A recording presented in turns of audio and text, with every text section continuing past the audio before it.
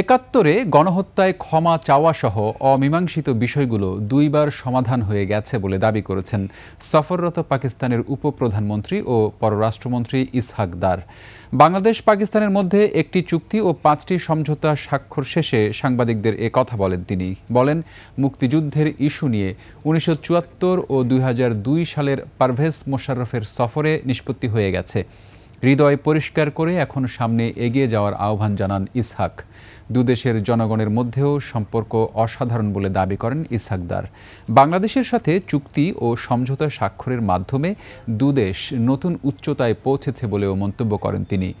আজ বিকেলে প্রধান উপদেষ্টা ও সন্ধ্যায় বিএনপি চেয়ারপারসন বেগম খালেদা জিয়ার সঙ্গে সাক্ষাতের কথা রয়েছে তার। My dear brother, in 1974, first time that issue was resolved in writing. The document is historic and is available for both countries.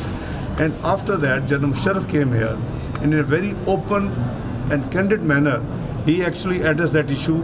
And I think between a family, between brothers, once this is done, even Islam tells us to clean your heart. So I think let's move forward. We have to work together. We have a bright future in this. So you see, this has been done actually.